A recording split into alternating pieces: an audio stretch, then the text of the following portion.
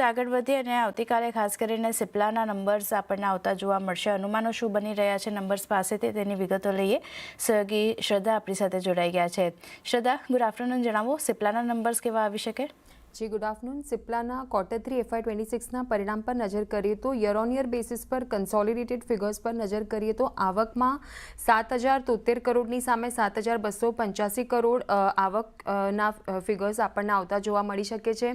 એબિટાની વાત કરીએ તો 1,990 કરોડની સામે 1,560 કરોડ 1,590 કરોડ થતા જોવા મળી શકે છે. માર્જિન્સની વાત કરીએ તો 28%ની સામે 22% આવતા જોવા મળી શકે છે અને પેટ 1,575 કરોડની સામે 1,130 કરોડ થતા જોવા મળી શકે છે.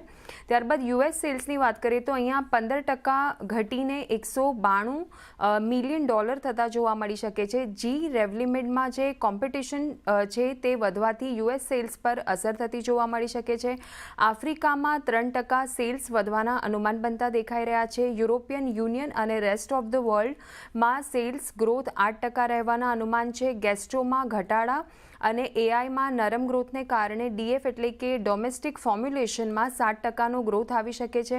ભારતમાં થેરપી કવરેજને વિસ્તૃત કરવા માટે કંપની ઓર્થોપેડિક્સમાં વિસ્તરણ કરી શકે છે અને આવનારા ત્રિમાસિકમાં ઓર્થોપેડિક્સના પ્રોડક્ટ્સ પણ તેઓ લોન્ચ કરી શકે છે અને આના કારણે ઘરેલું ગ્રોથને સપોર્ટ મળતો જોવા મળી શકે છે. અને છેલ્લે એલી લીલી સાથે જે ટેર્ઝાપ્ટાઇડની ભારતમાં ડિસ્ટ્રીબ્યુશન અને પ્રમોશન માટેની જે ડીલના સમાચાર આપણે આવતા જોવા મળ્યા હતા, તેની પ્રોગ્રેસ કઈ રીતની રહી શકે છે આવનારા સમયમાં તેના પર નજર રાખવાની રહેશે. તો આ રીતે એક ઓવરઓલ સિપ્લા પર આપણને અનુમાન બનતા દેખાઈ રહ્યા છે. જી, પણ સાથે શ્રીરામ ફાઇનાન્સના પણ આવતીકાલે પરિણામ રજૂ થશે, ત્યાંથી કેવી અપેક્ષા?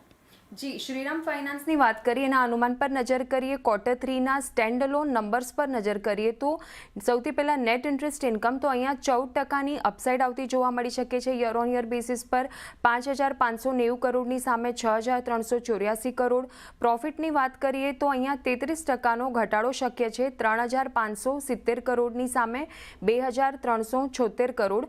પણ આજે 3,570 કરોડનું ફિગર છે એમાં લાસ્ટ યરમાં જે કંપનીએ શ્રીરામ હાઉસિંગ ફાઇનાન્સમાં જે એક 1,490 કરોડનું જે ગેઇન હતું તેના લીધે પ્રોફિટ આપણને ઇન્ફ્લેટેડ ફિગર જોવા મળે. એ ફિગરને અગર સાઈડમાં રાખીએ તો 14%ની આસપાસનું પ્રોફિટ આપણને અહીંયા આવતું જોવા મળી શકે છે યર ઓન યર બેસિસ પર.